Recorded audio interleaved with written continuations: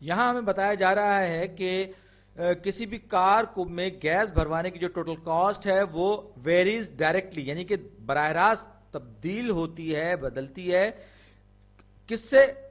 Gallons of gasoline, यानी कि gasoline की मिकदार से। तो अगर मैं ये कहूं कि x is the number of gallons purchase, जो कि ये पहली स्टेटमेंट में दिया गया है कि हमने कितनी गैसोलीन या कितनी गैस परचेज की, ये उसकी मिकदार है। और फिर y जो है cost of filling the car, यानी कि जो हमने कार में जो गैस भरवा रहे हैं उसकी लागत डॉलरों में, उसकी कीमत कितनी होगी। तो x एक वेरिएबल है और y दूसरा वेरिएबल है, और y डायरेक्टली प्रोपोर्शनल है x के, तो लिहाजा जो y बराबर है kx, क्योंकि k जो है ये प्रोपोर्शनैलिटी कांस्टेंट है जो हमें बता रहा है कि कोई ना कोई ऐसा कांस्टेंट रेट जरूर है जिसकी बुनियाद पर y जो है वो x की मुनासबत से तब्दील हो रहा है। ये k हमें मालूम करना है।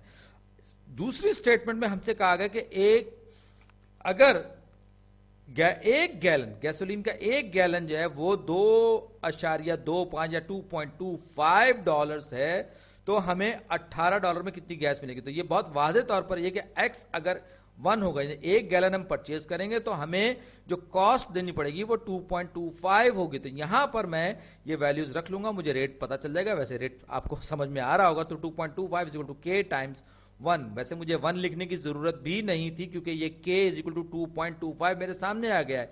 यानी कि जो रेट है इस इक्वेशन का, ये 1 मैंने काट भी दिया, वो k इज इक्वल टू 2.25 है। यानी कि जो रेट ऑफ गैस या गैसोलीन पर गैलन है वो $2.25 है। तो y is equal to 2.25x, ये इक्वेशन हो जाएगी। y is equal to kx को अब मैंने मजीद क्वांटिफाई कर दिया। अब मैं किसी भी x के लिए, x की किसी भी वैल्यू के लिए y मालूम कर सकता हूं और y की किसी भी वैल्यू के लिए x मालूम कर सकता हूं। तो अब मुझे ये कह जा रहा है, बता रहा है कि अगर मैं $18 खर्च करता हूं तो मैं कितने गैलन गैसोलीन परचेज करूंगा। तो y इज इक्वल टू 18 हो जाएगा, 18 is equal to 2.25 times x हो जाएगा।